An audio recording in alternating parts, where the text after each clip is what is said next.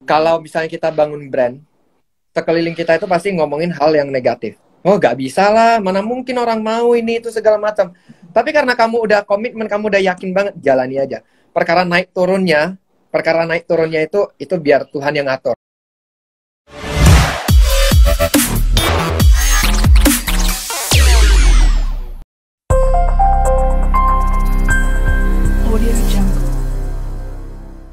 Oke guys, hari ini kita akan ngobrol dengan Koko Merah ya. Jadi hari ini saya ngobrol nggak ngomongin soal pajak atau ngomongin soal bisnis sistem ya. Tapi hari ini kita mau sharing ya.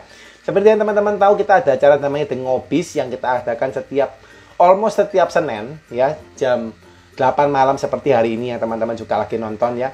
Jadi kita ngobrol dengan pembisnis sukses ya, pembisnis sukses ya. Tujuannya apa? Supaya teman-teman bisa melihat dari kacamata pembisnis itu gimana sih cara mereka berbisnis. Dan saya yakin dan percaya setiap kita ngobrol dengan narasumber itu kita bisa dapat insight yang berbeda-beda. Meskipun kalian mungkin tahu, oke, cara buat bisnis misalnya gini, Anda misalnya harus kuatin di marketingnya misalnya gitu ya.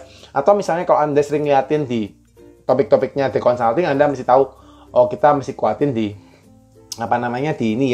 di sistemnya gitu ya. Atau misalnya lagi Anda kuatin di finansialnya seperti itu. Tapi anyway, bisnis bukan hanya seperti itu sih guys. Jadi teman-teman juga nggak hanya kita buat bisnis itu istilahnya kayak hitungan 1 tambah 1 sama dengan 2 gitu ya, bukan gitu ya.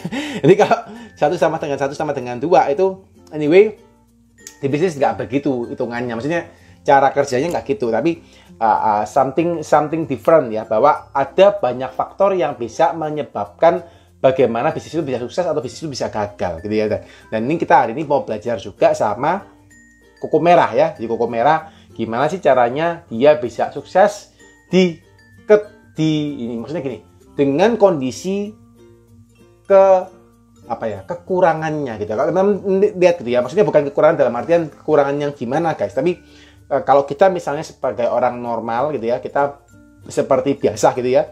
Nah, itu mungkin kita tidak memiliki keterbatasan ya. Tapi Koko Merah ini luar biasa. Saya ikutin dia udah cukup lama sih. Kebetulan sebelum kita undang beliau, saya sempat follow dulu Instagramnya gitu ya. Saya sempat follow dulu Instagramnya dan saya sempat liatin gitu ya kesehariannya. Saya sempat liatin gimana sih caranya dia melakukan bisnisnya dan kawan-kawan, dan saya lihat wah keren banget sih ya gitu ya. Jadi orangnya memang secara fisik ada berbeda gitu ya. Tapi dengan keberbedaan ini tidak menjadi penghalang dia untuk berusaha. Nah ini yang keren guys, ini yang kita perlu belajarin. Bagaimana sih kita bisa melajarin sesuatu yang mungkin kita belum alamin gitu ya. Cara berbisnis atau tips-tips yang belum kita anda alami. Nah, so hari ini kita mau belajar dengan Koko Merah ya teman-teman ya. Hai Halo. Koko. Halo. Hai Ko, hai. Senang banget nih ketemu sama bro. Aku panggil apa nih? Koko, bro, Pak, brother. Boleh. Apa enaknya? Boleh, apapun boleh lah. Boleh ya. Siap. Senang banget nih aku hari ini ketemu langsung sama bro ini ya, Richard ya. Tapi enak panggil Koko Merah kali ya. Soalnya nama bagiannya Koko Merah ya soalnya ya. Banyak orang boleh ya itu ya. Label brandingnya juga Koko Merah ya, keren banget. Iya benar. Sampai di mobilnya stikernya kalau nggak salah kan juga di belakangnya kasih Koko Merah, keren. Ya. Lagi di mana kok? Lagi di Medan atau lagi di Medan? Masih di kantor. Atau di kantor? Maksudnya di mana nih? Lagi di Jakarta, Medan atau di kota lain mungkin? Medan ya. Oh iya. Gimana kondisinya Medan habis Lebaran? Masih sudah mulai ini ya, udah mulai. Semua tempat kayaknya udah mulai macet, udah mulai ramai. Udah mulai ramai semuanya ya. Iya. Tapi kerjaan lancar terus ya kok ya. Corona ataupun after ini sekarang udah mulai balik ke masa new normal ya untuk kerjaan di kantor ya kok ya. Sampai saat ini kerjaan kita mungkin di bidang jasa aku rasa masih aman banget. Siap. Jadi sampai sekarang pun masih aman ya kok ya kondisinya ya. Benar. Siap. Oke. Tuh anyway hari ini kita ngobrol-ngobrol ya, karena teman-teman ini kan kalau di consulting kita di Ngobis ini Kita sering Iya. ngobrol-ngobrol tentang ini ya. Jadi kita nggak ngomongin soal teori-teori gitu kok ya. Kalau kita ngomong di seminar atau kita ngomong di pelatihan itu kan banyak teorinya ya kok ya. Kalau Iya. teori itu mungkin teman-teman audiens juga ngerasa apa namanya ya gitu aja gitu maksudnya, atau yo gitu-gitu pokoknya sama aja gitu ya. Nah, kita ingin mungkin dapat satu insight gitu ya daripada narasumber, dan hari ini kita mengundang Koko sebagai narasumber ya, dan thank you Koko sudah accept ya untuk undangan kami menjadi narasumber. Nah, kita pengen nih Kok ngulik-ngulik nih, kalau diizinkan gitu Koko ya, diizinkan kita pengen ngulik-ngulik gimana sih riwayatnya Koko Merah gitu ya, dulunya gimana sih sampai bisa membangun bisnisnya dari nol sampai bisa seperti sekarang, apa sih yang dilakukan, boleh nggak Kok kalau diceritain Kok kira-kira Kok? Boleh. Tapi mungkin ini kita lebih ke sharing aja ya. Iya, sharing aja, siap. Sharing terus aku paling hanya ceritakan dulu gimana sampai sekarang gimana. Sampai hari ini juga gue masih belajar sih sebenarnya. Karena jujur di bagian kerjaan gue ini basic orang tua itu kan mungkin lebih ke banking. Sedangkan gue itu kan di bidang jasa, semuanya full jasa. Jadi kayak benar-benar belajar dari nol lagi gitu loh. Gitu. Jadi dulu itu seperti yang tadi aku bilang, dari mami itu dari banking. Gue pengen banget kerja di banking, kayak keren gitu, pakai jas, terus kayak jam kerjanya juga jam 8 sampai jam 5. Dan ya enak sih kayaknya kerjaan banking itu, kayak bener-bener orang liatnya itu wibawa banget gitu loh. Terus aku bilang sama mami itu, aku pengen banget kerja di bank. One day aku pengen kerja di bank. Terus kata mami, nggak mungkin, kamu nggak bakal mungkin masuk ke bank gitu. Dedi juga bilang, kalau kamu di dunia banking yang paling utama itu dilihat adalah penampilan cover pertamanya itu. Kalau penampilan kamu kurang menarik, bahasa kasarnya sorry kamu nggak bakal masuk. Nah dari situ aku mulai menantang diriku tuh, lamar di perusahaan-perusahaan di bank yang ada di Kota Medan gitu kan. Coba tes buat surat lamaran, terakhir gak masuk, gak ada panggilan. Aku masih ingat banget 30 surat lamaran, 30 perusahaan itu kita lempar semua, tetap gak ada yang masuk. Sampai Dedi bilang, ya kan udah aku bilang, memang gak bakal ada orang yang mau, kamu udah tamat kuliah, ataupun kamu masih kuliah, gak ada bakal orang yang mau terima dengan penampilan seperti itu. Dari itu juga orang tua bilang, kayaknya kamu harus ada satu hobi yang bisa buat kamu jadi pekerjaan kamu. Jadi kebetulan itu dulu waktu itu aku suka banget menggambar. Orang kan, orang tua dulu kan kayak, kalau kamu hobi menggambar, mending kamu masuknya arsitek aja nanti kuliahnya. Ya udah, aku coba tes masuk ke arsitek, kuliah 4 tahun, lanjut sampai setengahnya itu, lanjut S2-nya sampai setengahnya itu, karena waktu baru tamat S1 itu belum ada pekerjaan, benar-benar belum ada pekerjaan. Terakhir kita coba di S2, mulai sampai setengah, pekerjaan mulai sedikit demi sedikit, sampailah hari ini. Jadi kalau kerjaan gue itu basicnya itu, selain di branding agency, lebih ke terus food consulting, terus ke arsitek, sama yang terakhir yang terbaru ini ya office space gitu loh. Singkatnya seperti itu. Kok penasaran nih. Tadi kan Kok sempat ceritain ya bahwa Koko sempat melamar di 30 bank. Bener ya Kok ya? Perusahaan, bener. Koko ndak sampai istilahnya banknya ndak terima gitu ya, ndak dipanggil atau mungkin ndak lolos gitu ya. Nah terus apa yang dirasakan waktu itu? Pasti bawaannya kayak gak adil gitu. Apalagi dulu itu kan orang paling utama kan adalah penampilan. Sedangkan aku bilang ke orang tua tuh, otak, bahasa kasarnya gini, otak kita ada, terus kayak kemauan kita ada, passion kita ada kerja di bank. Kenapa orang itu lebih memperhatikan penampilan? Ya karena memang mereka harus ketemu dengan nasabah-nasabahnya, ketemu sama... Jadi kan ibaratnya cover dari si brandnya itu sendiri. Jadi gak mungkin kamu bakal diterima gitu. Pada saat itu aku ngerasainnya kayak gak adil, ya gak adil banget gitu. Jadi gue ngerasa itu gak adil gitu. Kok sudah ngelamar 30 bank, padahal aku juga bisa gitu ya, tapi kok nggak bisa sampai keterima gitu ya. Iya. Ya kayak minimalnya itu kayak dipanggil interview atau perkenalan gitu, nggak ada, sama sekali nggak ada. Terus habis itu Koko apa yang dilakukan setelah itu? Pada akhirnya udah mulai kuliah, ya aku coba fokus ke kuliah. Aku coba berusaha suka sama bidang arsitek. Tapi pas pada saat arsitek lagi dipelajari, aku coba iseng-iseng mulai ke food fotografi, food consulting. Nah dari itulah mulai sampai hari ini bisnisnya gitu. Jadi asalnya dari karena kondisinya itu banknya nggak ada yang panggil, tapi akhirnya Koko mau nggak mau ya belajar lagi ke bidang yang lain dan akhirnya fokusin ke arsitek itu. Bener. Ya kalau dipikir-pikir sih ada bagusnya juga. Mungkin kalau pada saat itu aku terpanggil sampai hari ini aku harus ada di banking, mungkin ya gak ada namanya arsitek, food consulting, branding agency gak bakal ada. Gitu. Oke.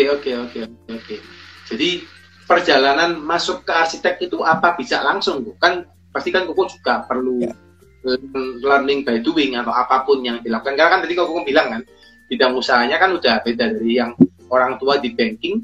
Koko sekarang larinya ke arsitek dan itu kan different area ya for your family atau family experience gitu ya. Itu gimana kok ceritanya? Nah jadi selain kuliah, aku coba mencintai sama si arsitek ini. Aku coba mencintai pekerjaan aku sendiri. Tapi masa-masa sulit pasti ada. Dan aku bukan tipe mahasiswa yang seneng banget belajar, enggak. Seneng banget kuliah, enggak. Jadi aku suka sama gambar ataupun desain-desain yang unik. Setelah itu, tamat S1 pun aku gak langsung, istilahnya gak langsung buka brand sendiri, enggak. Aku masih ngajar di kampus itu pada saat itu. Tujuan aku ngajar apa? Tujuan aku ngajar itu untuk biar aku tetap bisa mengguide ilmunya.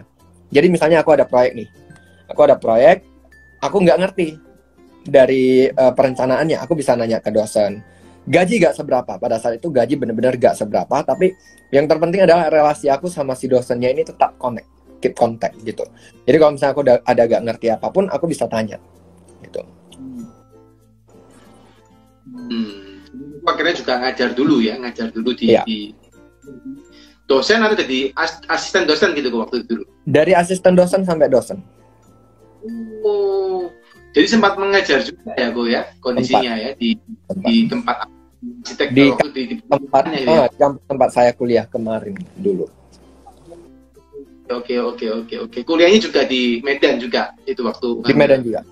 Benar. Arsiteknya. Tapi juga di Medan semua tadi ya. Ya. Kemarinnya itu pengennya di Surabaya. Jadi pengennya di Surabaya. Pas pada saat itu aku coba apply di Petra. Petra itu terkenal sama arsiteknya. Arsiteknya itu bagus banget.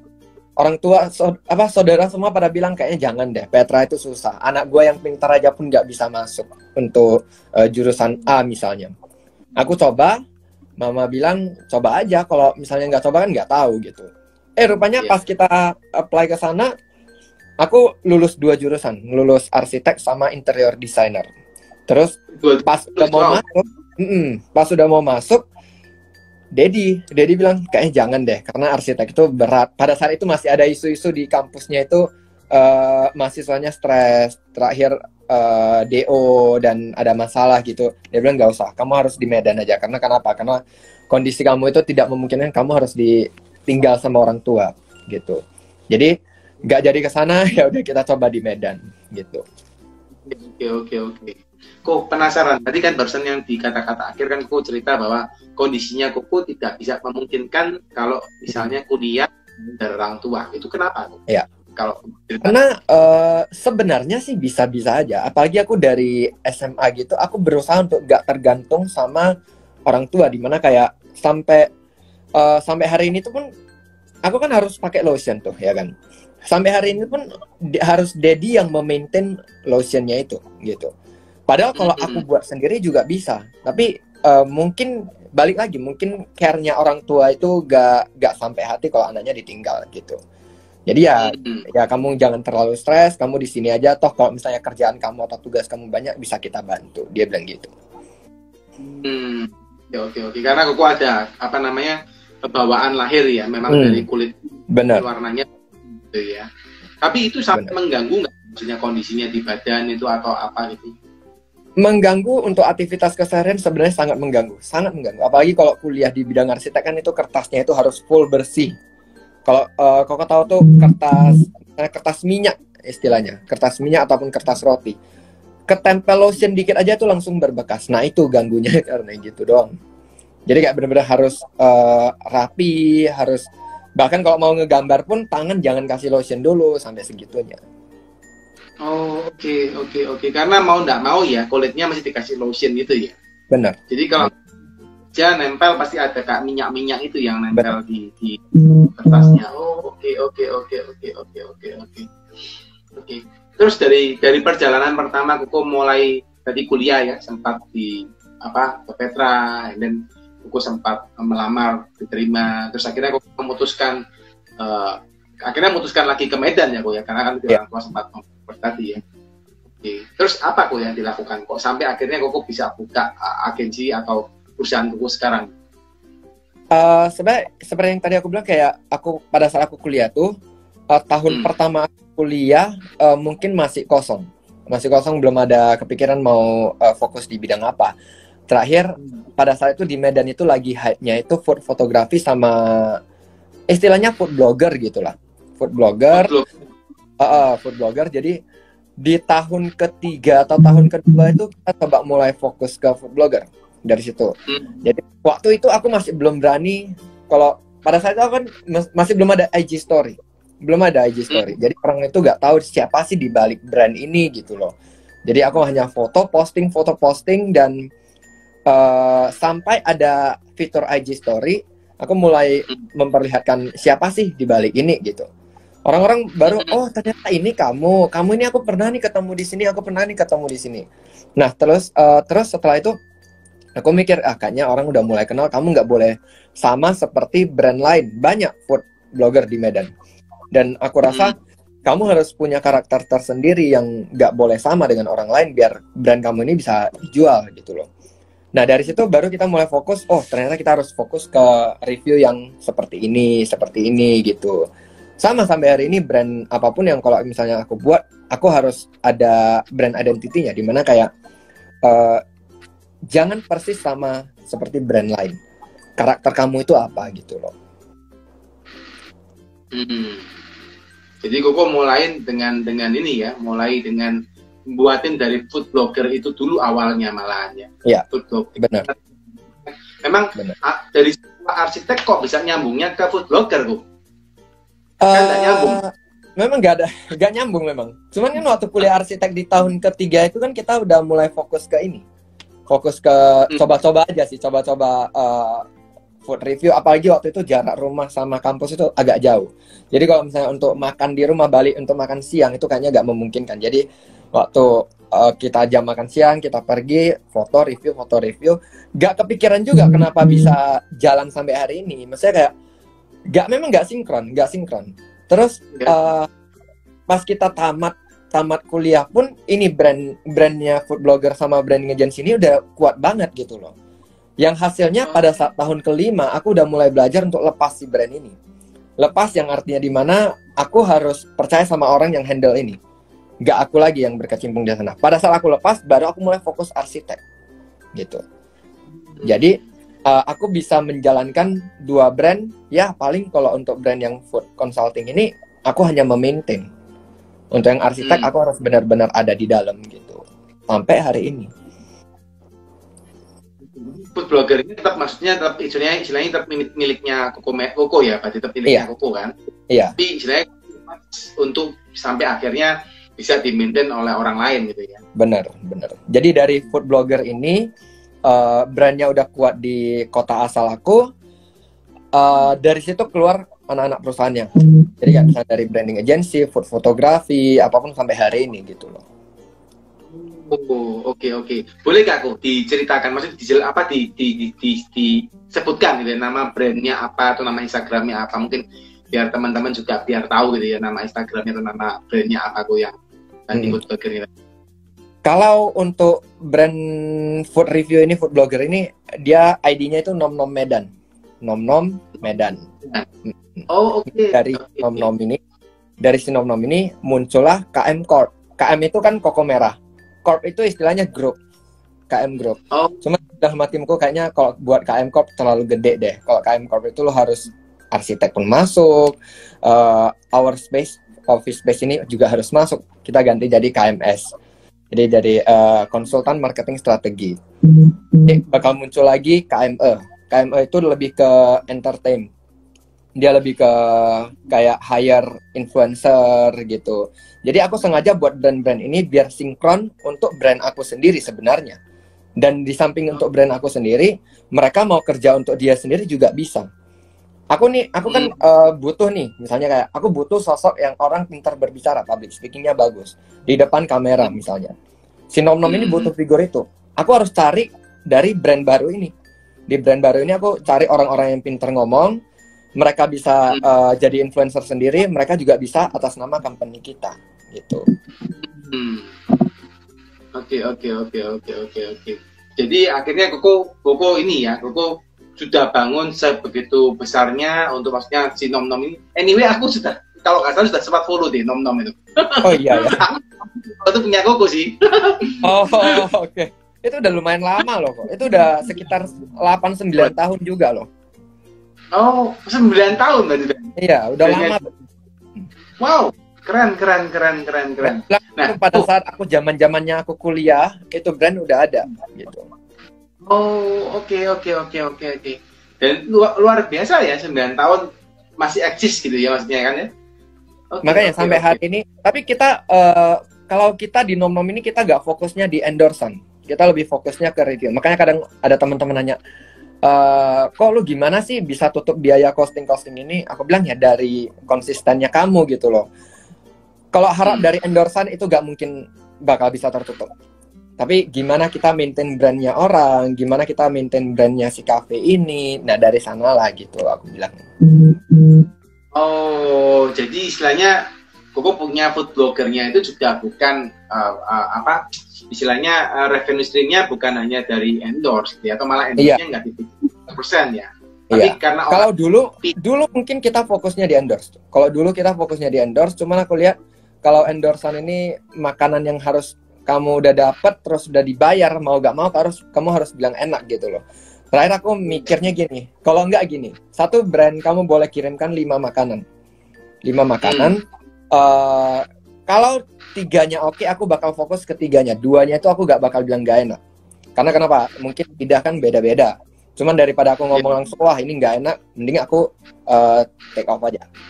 Jadi aku fokusnya ke makanan yang benar-benar aku rasa oke, aku publish gitu. Jadi kalau endorsan, orang bilang, wah kalau endorse lu enak ya makan-makan terus. Aku bilang sebulan itu endorsan pun belum tentu ada 10, belum tentu, aku bilang gitu. Ya memang nyatanya itu gitu. Oke. Nice. Kok penasaran tuh. Kalau buat food blogger itu kan Koko berarti kan via IG ataupun IG ya pasti ya kalau food blogger ya. Mungkin ada yang lain, mungkin TikTok gitu kali ya, TikTok atau YouTube. Tapi saya yakin dan percaya kan di awal-awal itu kan juga enggak bisa langsung menghasilkan ya. Maksudnya kan enggak mungkin tiba orang mau endorse kita gitu ya. Enggak mungkin kan tiba-tiba itu mau kerjasama dengan kita gitu ya. Nah, itu how you maintain that? Maksudnya enggak gampang juga sih kalau misalnya kita belum punya menghasilkan terus Koko lakuin terus gitu ya. Buat konten terus gitu ya. Itu gimana tuh? Apa yang dipikirin waktu itu? Oke, aku tipe orang yang gak mau perhitungan sama siapapun.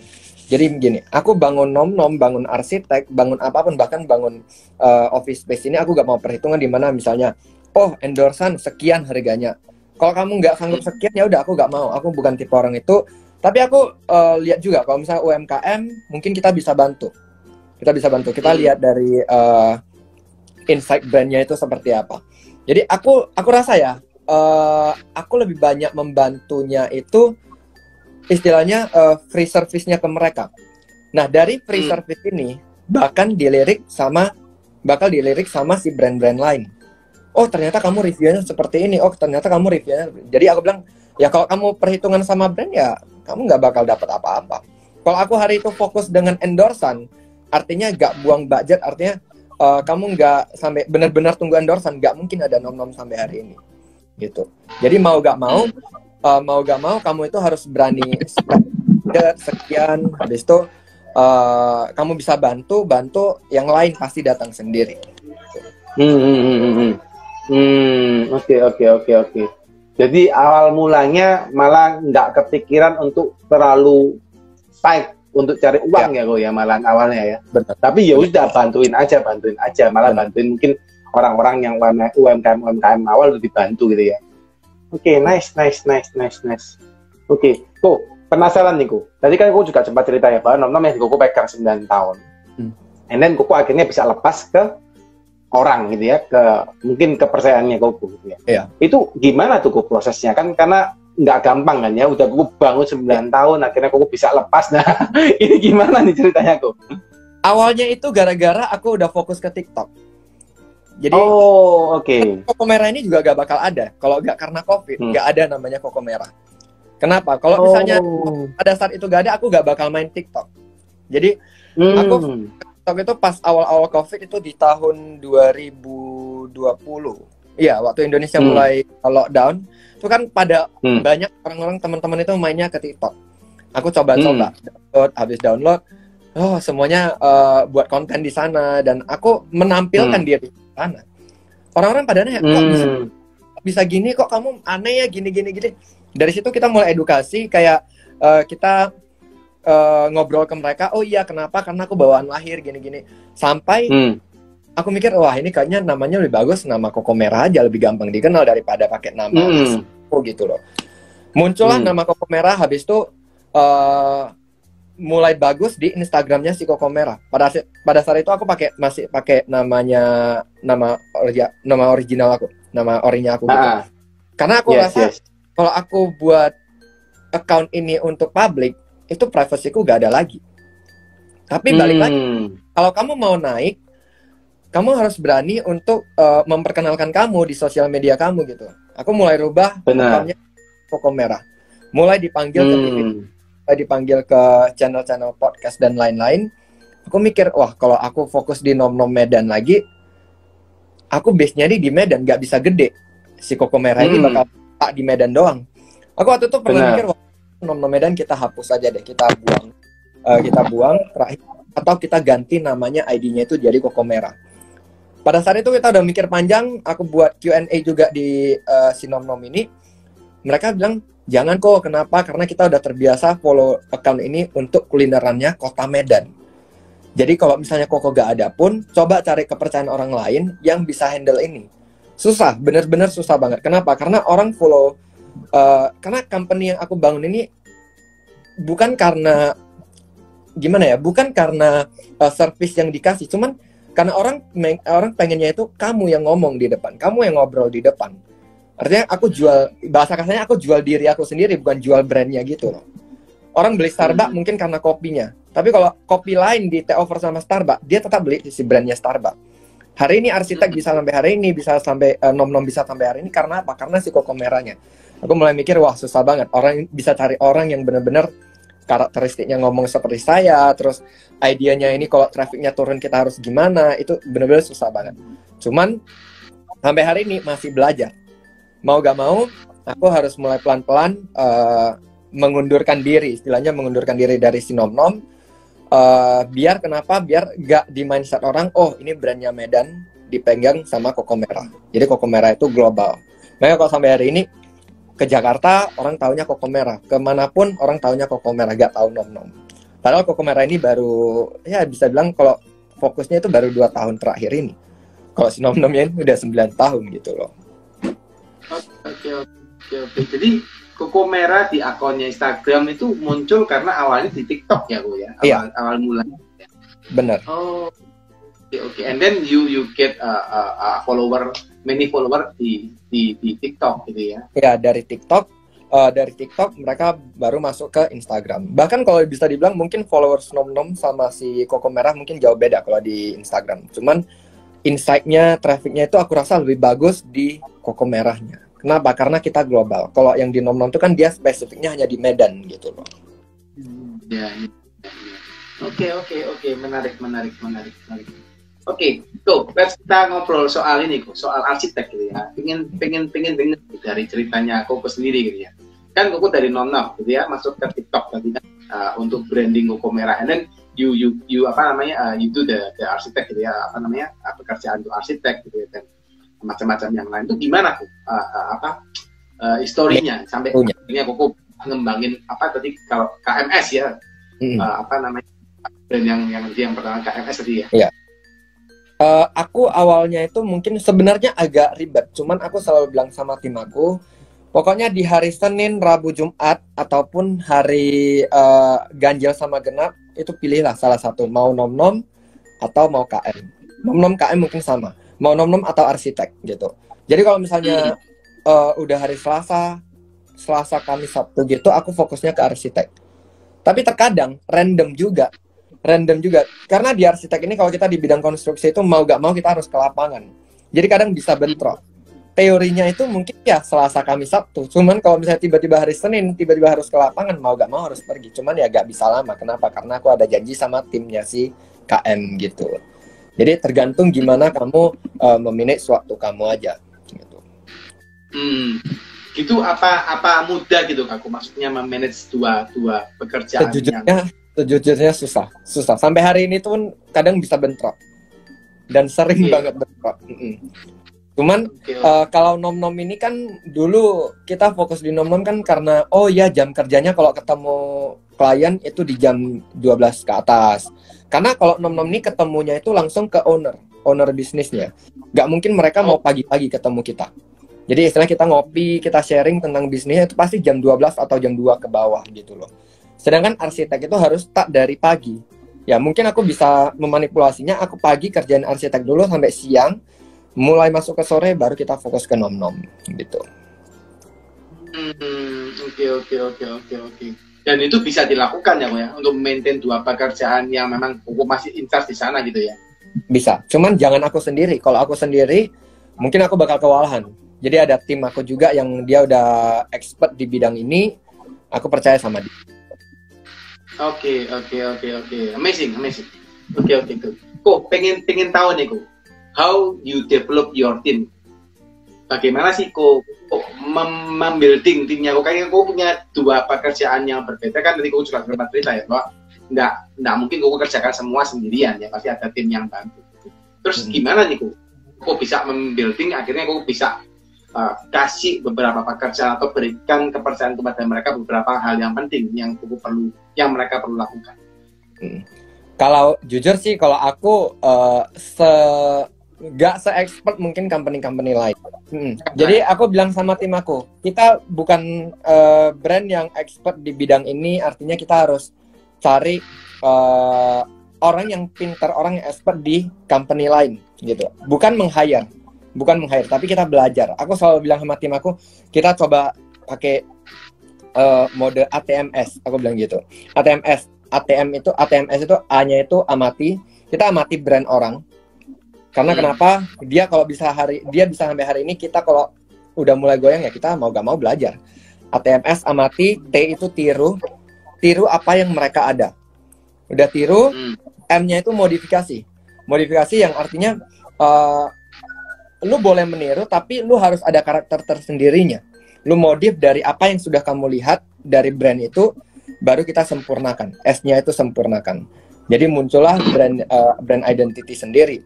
Nah, aku bilang ke tim aku, dan aku selalu bilang ke tim aku, jangan pernah istilahnya kerjanya itu jangan terlalu gimana ya? Kerja itu selalu harus dari hati. Kalau kamu nggak dari hati, mending udah sampai sini aja kita kerjasamanya. Kenapa? Kalau misalnya kamu nggak ada passion di bidang ini, aku paksa kamu ke sini pun nggak guna. Dan aku tipe orang yang siapapun mau kerja silahkan. Siapapun yang mau kerja asal, kalau misalnya aku bilang aku buka lowongan di bidang fotografi, ya minimal kamu bisa mengoperasikan kamera. Kalau settingannya kamu nggak bisa, aku bisa ajari. Dan kamu harus ada kemampuan ataupun ada kemauan. Nah, dari situ kita hire tim-tim kita itu yang seperti itu gitu. Oke. Jadi Koko lakukan selain ngajarin mereka, berikan mereka value juga gitu ya. Iya. Dari hati. Namanya enggak, kalau kita do something jangan setengah-setengah atau anything yang memang yang baik. Oke. Kita develop tim apakah berjalan mulus gitu kok, atau apa mungkin ada atau kira-kira mungkin ada yang kalau jujur sih susah banget. Gitu. Susah banget. Develop tim itu benar-benar susah banget. Kenapa? Gak semua orang itu satu pemikiran dengan kita. Cuman balik lagi, gimana loyalnya kita itu sama tim? Ya setelah si atasan kamu udah loyal, kamu harus tahu diri. Aku selalu ngomong gitu sama mereka. Gitu. Pernah dapat kejadian yang kurang baik gitu Kak? Dari tim. Maksudnya selama 9 tahun? Pasti. Oke. Kalau pasti ada lah. Naik turun pasti ada. Kalau dari tim mungkin ada yang mungkin udah gak cocok, pasti ada. Cuman kalau kurang baik, aku rasa masih sebatas wajarnya lah. Batas wajar yang dimana ya namanya juga orang pengen berkembang. Dia coba buka dengan, ya dia buka agensi yang sama dengan kita. Aku ngerasa gak masalah. Kenapa? Ya kamu namanya belajar juga, istilahnya gitu. Tapi kalau relasi kita masih bagus, kamu udah keluar pun dari company kita, kamu mau belajar belajar cara kinerjanya kita, ya silahkan. Sampai hari ini tim kita yang benar-benar kalau udah keluar ya, tapi kita tetap keep contact sampai hari ini. Dan karena dulu aku gini, dulu aku bisa buat tim, bisa ada tim nom-nom ini dari mana? Dari pas aku ngajar, itu aku ngajarnya kan di bidang arsitek. Kalau misalnya dia kompeten di bidang arsitek, ya udah gabung jadi tim arsitek. Tapi kalau kamu nggak hobi di bidang arsitek, kamu pintarnya apa? Admin. Ya udah kerja di nom-nom. Gitu. Kalau kamu hobinya apa? Di arsitek kamu hobinya fotografi. Ya udah kerja di nom-nom aja. Gitu. Gak tok kamu harus arsitek, kamu harus ini, enggak sih. Jadi sampai hari ini mereka udah keluar pun tetap keep kontak sama kita, kayak tetap menjalin hubungan baik. Oke, nice. Ini satu hal yang menarik ya, Boy ya. Jarang loh, maksudnya aku ini ya dapat satu informasi bahwa ketika timnya keluar, kok pasti bisa hubungan baik. Ini juga bukan hal yang masih. Iya. Oke. Nah, kayak keren. Maksudnya nggak putus hubungan gitu ya? Apa? Bener, karena aku selalu menargetkan sama tim aku, kalian kerja di satu tempat itu kasih aku target deh, gini. Kamu umurnya sekian, 22 tahun. Kamu mau kerja sampai berapa lama? Gak mungkin, ya sebagai owner bisnis tuh kamu pasti kalau ketemu tim yang benar-benar kuat, tim yang benar-benar hebat, pasti lu mempertahankan itu.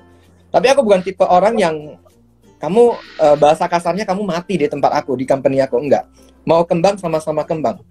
Kasih aku target, lu mau kerja 3 tahun selesai, udah silakan keluar, kamu kembangkan bisnis kamu. Nah, kalau misalnya di tempat kita juga, aku selalu bilang sama tim aku, kalian sendiri harus punya bisnis sendiri, di mana aku bisa mengembangkan bisnis kalian. Aku bisa mengembangkan bisnis orang lain. Kenapa tim sendiri kalau ada bisnis, kenapa aku gak mau kembangkan? Jadi mereka kerja di sini. Kalau mereka ada online shop, gak segan-segan kita bantu online shopnya, kita promote online shopnya.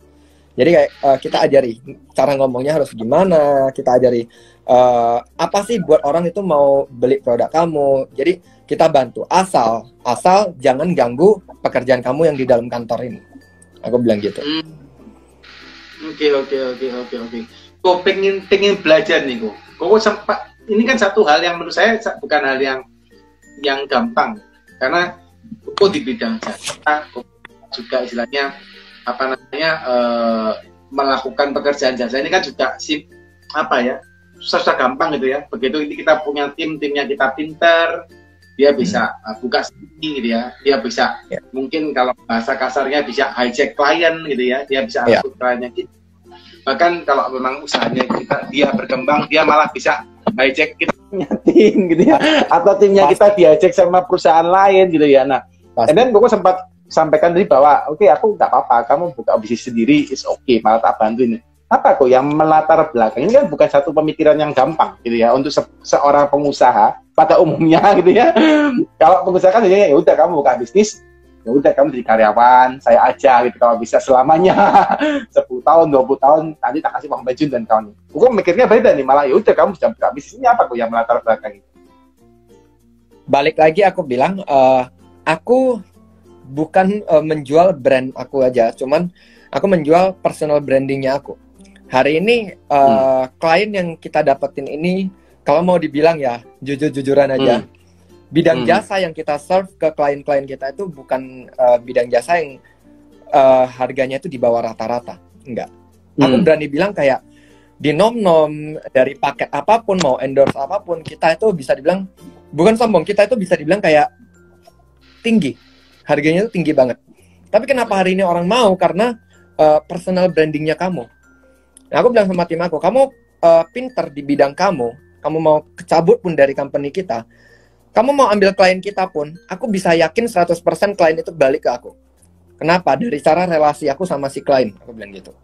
Jadi kamu mau buat gimana pun sama company ini, aku pasti tahu. Istilahnya gini loh, aku sudah gimana ya? Aku bahasa kasarnya aku menjual diri aku. Aku menjual diri aku, gimana orang bisa percaya sama aku. Mungkin kalau kamu keluar ya kamu hanya menjual brand kamu, aku bilang gitu. Nah, itu yang buat tim aku juga, iya sih, bisa dibilang ya masuk akal juga gitu loh. Dan sampai hari ini.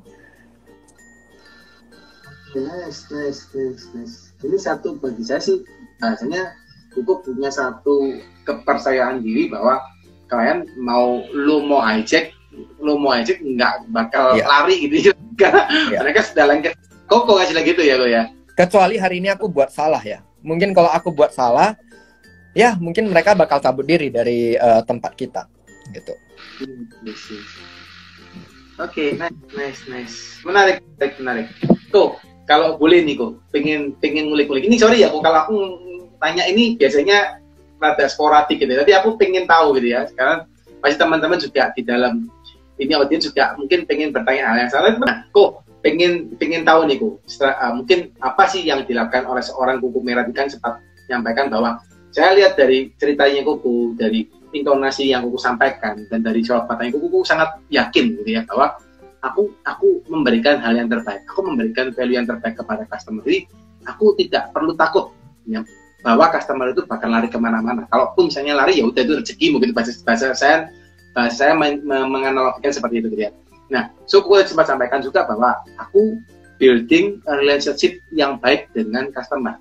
Nah, maksudnya gimana caranya Kuku bisa membuilding relationship dengan kondisi Kuku yang cukup padat ya, saya yakin dan percaya. Satu, untuk usaha sudah ada beberapa gitu ya, juga ketemu klien, terus juga Kuku punya media Instagram, YouTube atau TikTok ya yang memang harus di-maintain. Terus saya juga sering lihat, Kuku kan sering dipanggil, kalau kapan hari kalau nggak salah sempat ketemu sama ini ya, Dewi Persik ya, kalau nggak salah di acaranya Transcorp ya, kalau nggak salah waktu itu ya. Nah itu kan juga Kuku banyak kegiatan, sering keliling-keliling. Saya sering lihatin story-nya Kuku sih. Apa sih? Nanti ke Ubud sama papa mama kemana lagi. Nah, itu kan banyak kegiatan. Itu gimana Kuku? Maksudnya apa yang Kuku lakukan? Karena kan nggak gampang juga ya dengan kondisi seperti itu. Aku karena gini, mungkin aku itu tipe orang yang bukan nggak bisa direndahkan, tapi mungkin pada saat dari aku kecil sampai kelas-kelas SMA, kelas kuliah, awal-awal kuliah itu kayak lu udah terbiasa itu di gimana ya, bukan direndahkan, bahasa kasarnya kayak dipandang sebelah mata gitu. Dipandang sebelah mata, jadi aku mikir kalau asik gini-gini aja dan lu nggak bisa jadi diri lu sendiri, ya mau sampai kapan gitu loh? Mau sampai kapan? Ya udah coba belajar percaya aja, percaya diri. Yang penting gini loh, yang penting lu nggak malu sama diri kamu sendiri aja. Ketika kamu nggak malu dengan diri kamu sendiri, kamu percaya diri, kamu yakin kamu bisa, orang lain juga bakal melihat hal yang sama gitu. Dan aku selalu bilang ke teman-teman, be yourself aja. Be yourself, gak usah jadi diri orang lain, gak usah jadi orang lain, tapi jadi diri kamu sendiri. Kamu enaknya gimana, kamu maunya gimana, jalani. Gak usah takut orang lain mau ngomong apa, yang penting gak ngerugiin, udah selesai. Gitu. Oke, nice. Ini satu kata-kata yang menurut saya simpel, guys, ya. Tapi melakukannya gitu ya, itu butuh satu proses yang cukup panjang gitu ya, untuk Anda bisa punya satu belief gitu, seperti yang Bu Vera miliki. Dan ini teman-teman yang perlu belajar, guys, bahwa di bisnis penting namanya kepercayaan diri, ya. Kalau Anda nggak percaya bahwa Anda bisa, Anda juga nggak bisa punya bisnis gitu. Anda nggak percaya Anda bisa lakuin 2 bisnis, Anda juga nggak bakal bisa lakuin 2 bisnis gitu ya. Apalagi mau pengen banyak, pengen kaya raya, tapi percaya diri juga nggak. Ya, gitu ya. Oke, cool. Satu mungkin pertanyaan terakhir kok dari saya, karena saya sudah banyak bertanya gitu ya. selama 10 tahun gitu ya. Sorry, mungkin gue habis 10 tahun, di sini 9 tahun dia. Apa namanya kan buka nom-nom kan 9 tahun. Ya. Nah, berarti kan hampir 10 tahun. Nah, selama 10 tahun berbisnis gitu ya, saya anggap nom-nom kan juga dimulai dengan bisnis ya. Nah, apa tuh? Maksudnya hal apa yang kau dapatkan? Hal apa yang melekat di kuku selama 10 tahun itu bisnisku? Apa sih insight-insight yang mungkin bisa menjadi salah satu rangkuman perjalanan bisnis kuku?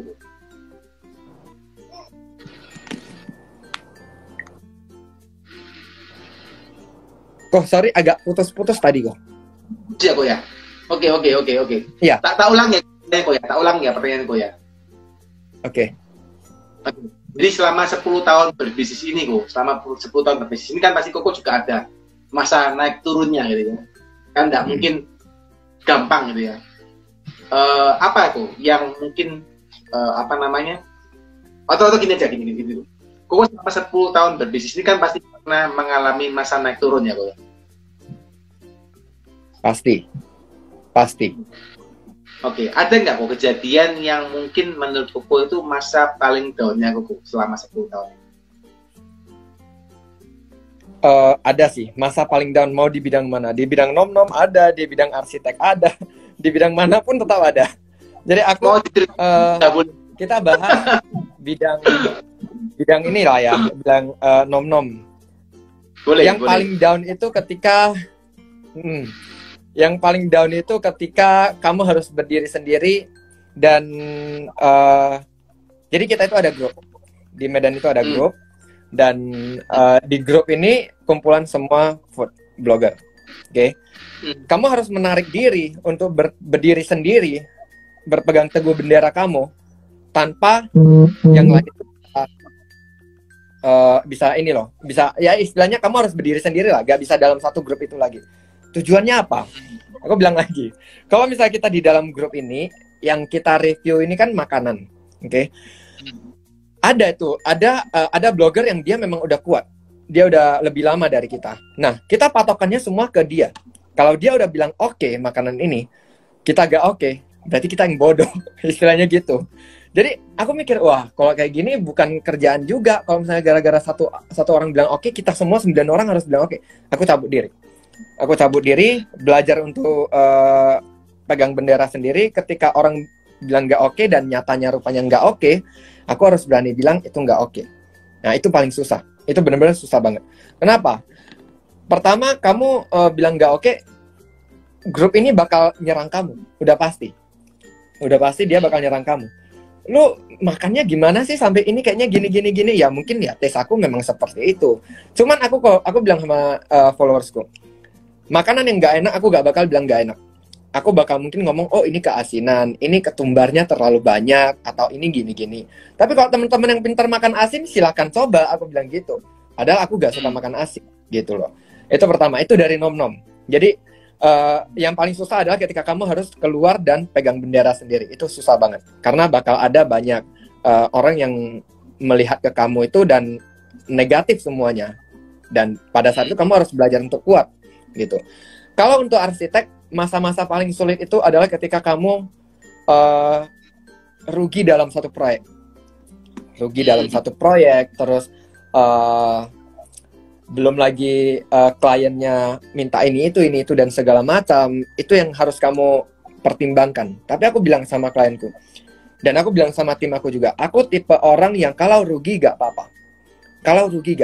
Tapi Karena gini loh, kita bidang desain jasa ini lebih dihargai ketika kamu menggunakan jasa kita full 100% daripada kamu bayar tapi kamu nggak pakai. Aku lebih prefer ya, kamu itu gak usah bayar, tapi kamu pakai desain aku waktu baru-baru mulai merintis. Kamu pakai desain aku itu benar-benar pakai, aku rasa itu lebih dihargai daripada kamu bayar tapi kamu nggak pakai. Nah, jadi seiring berjalannya waktu itu di tahun-tahun berikutnya ada yang kayak kita rugi hanya karena miss perhitungan saja. Balik lagi, belajar lagi. Miss perhitungan, aku udah sampai mikir, aduh aku udah gak kepikiran lagi mau jadi arsitek gitu loh. Kayaknya udah males banget. Semua tim aku kayaknya dirumahkan, pengen aja ke Jakarta kerja di Tokopedia atau di Shopee gitu, kayaknya lebih enak. Karena kenapa?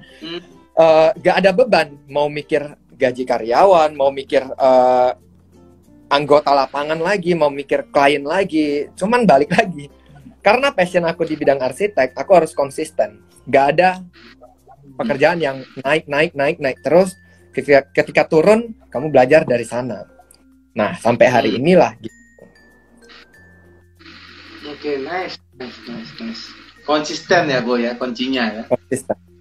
Jadi di nom-nom juga terkait dengan ini menarik sih kok waktu di nom-nom aku pengen ngulik dikit sih kok. Jadi kan aku ngomong di nom-nom tadi waktu orang ngomong nggak enak and then aku ngomong enak itu kan tuh satu hal yang berbeda gitu. Terus enggak ini. Bahasanya si food blogger yang lain bisa ngomel-ngomel gitu ya. Kok kamu ngomong nggak enak? Gua ngomong enak gitu ya. Terus gimana tuh gak gitu?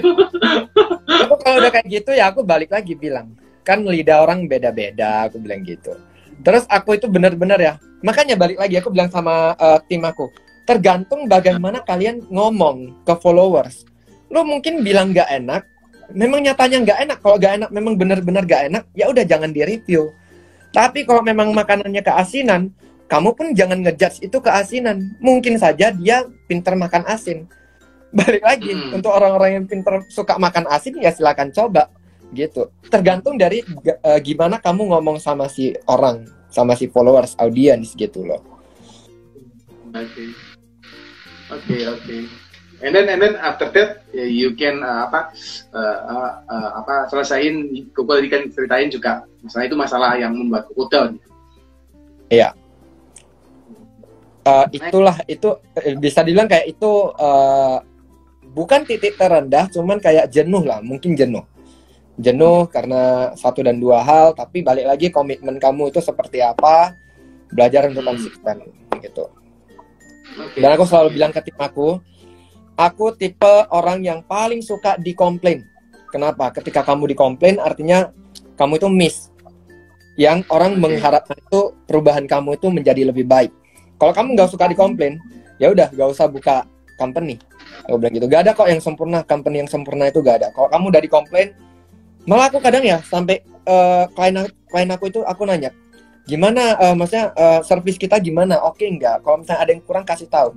Bahkan tim kita yang udah keluar pun, aku tetap minta masukan dari mereka. Kenapa hari ini kamu keluar? Apakah karena SOP kantornya kurang bagus atau apa sih yang kurang dari kantor kita? Kita belajar lagi dari sana. Aku bilang kalian tetap harus seneng sama komplainan klien, gitu. Oke. Guys, ini saya kasih garis bawah ya guys. Ini yang disampaikan Koko Merah nggak ada di ilmu pengantar bisnis ya.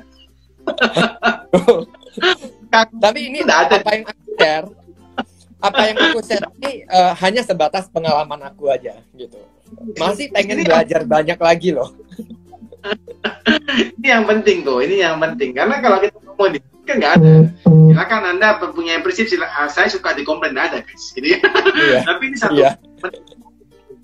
itu bisa membuat kita semakin improve. Karena kalau kita nggak dikomplain, kita kan bahasanya ya kita merasa benar terus, kita merasa produk kita bagus terus. Padahal kalau lihat dengan kita gitu ya, atau kompetitor kita, mereka sudah growing, kita masih ketinggalan di bawah gitu. Karena kita nggak evaluasi lah, istilahnya gitu. Iya, benar. Ya. Menarik. Teman-teman pasti yakin banyak belajar ya. Pasti banyak belajar dari apa yang disampaikan Koko Merah ya. Tapi aku salut sih Koko luar biasa ya. Maksudnya influencernya juga masih jalan ya. Dan aku yakin dan percaya itu bukan pekerjaan yang gampang ya. Bahkan jadi influencer itu cukup stressful menurut saya, karena saya juga lagi ngerintis ke sana gitu ya. Saya banyaknya di YouTube, kalau TikTok belum terlalu kencang, YouTube yang agak kencang, sama di Instagram, tapi Instagram juga masih belum terlalu besar lah. Kumera lebih punya follower lebih banyak ya. Tapi itu cukup bahasanya menyita waktu gitu ya. Jadi kita harus pintar-pintar ngatur waktu, kerjaan beres, influencer juga beres. Nah itu satu hal yang aku salut, luar biasa ya. Bisnis banyak, cukup banyak, terus ada undangan-undangan dan luar biasa ya. Oke, mungkin itu terakhir pertanyaan dari saya, Koko ya, terakhir pertanyaan saya. Mungkin terakhir Koko, kalau diizinkan apa nih Koko, pesan-pesan mungkin dari Koko, dari seorang Kumera, gitu ya, untuk teman-teman yang nonton video ini, karena video ini akan diposting di beberapa macam tempat ya Koko. Satu di IG Live ini kita akan masukkan, nanti kita akan posting juga di YouTube, kita masukkan di Spotify ya, di YouTube saya pribadi juga saya akan masukkan. Jadi mungkin boleh kok sharing-sharing apa nih insight yang pesan-pesan dari seorang Kumera terhadap teman-teman nanti yang akan menonton video ini. Silakan. Paling aku mau pesankan, kalau kamu mau bangun bisnis, yang terpenting kamu harus percaya diri, kamu harus percaya sama brand kamu itu bisa naik atau enggak. Kalaupun enggak, tapi kamu udah konsisten dan kamu udah percaya banget, dijalani aja.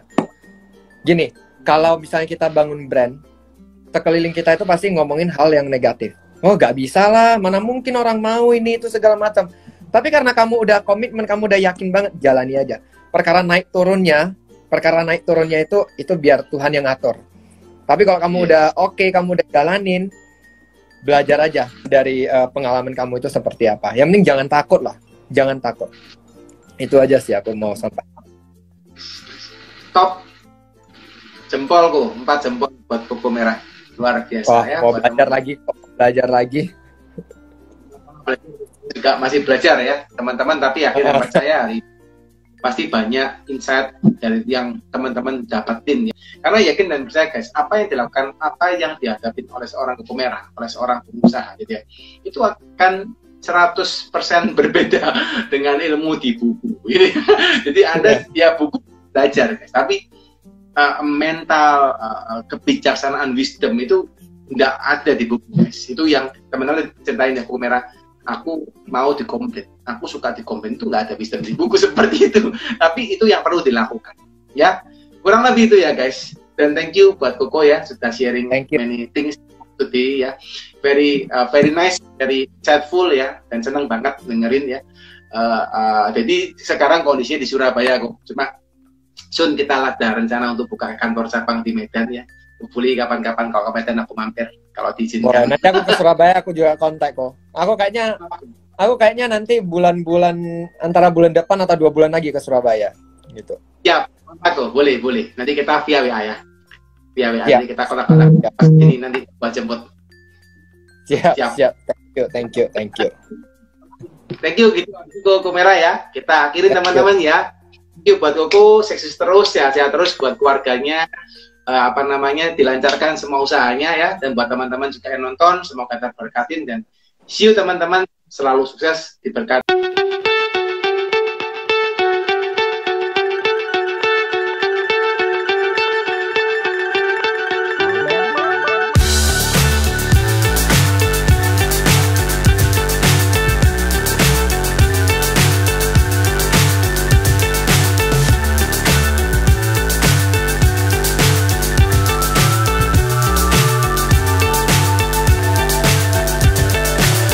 So high I'm hypnotized. What's up is down, what's left is right. Chasing stars and holding you.